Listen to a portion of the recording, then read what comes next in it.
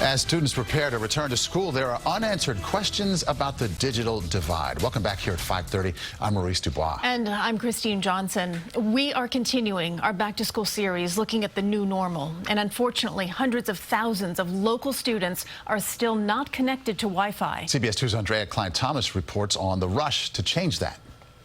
In Paterson, New Jersey. Too heavy? Got it. A sigh of relief as more than 12 students received Chromebook computers from Mayor Aundrea just days before the start of school. I'm so happy to see my new teacher. First grader Nova Davis gasped as her grandmother opened the box, a welcome tool after Paterson Public Schools had to provide physical worksheets to students in the spring because so many did not have access to technology for online learning. It's mean a lot because she could get back to her learning. Overseas shipping delays stalled the school district's initial plans to provide computers for every child. But now these laptops and others are getting in the hands of students thanks to generous donations, and in this case, a partnership with St. Luke's Baptist Church. I don't want the digital divide to create a diploma divide. That's the last thing we need. In June, New Jersey's Department of Education estimated more than 358,000 students across the state did not have a device.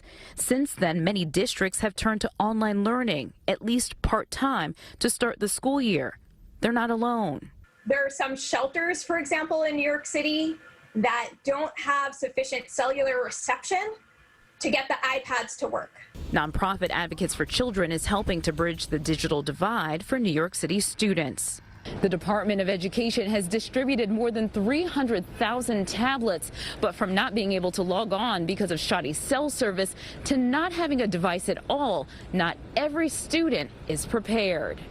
Inequities in education existed well before the pandemic, but remote learning is only magnifying those inequities. In Paterson, a burden was lifted for mother Aundrea Corbin-Smith and her energetic 5-year-old. If you raise your hand, they're going to call you, and then you got to unmute yourself. Now little Zion is so ready to get the school year started.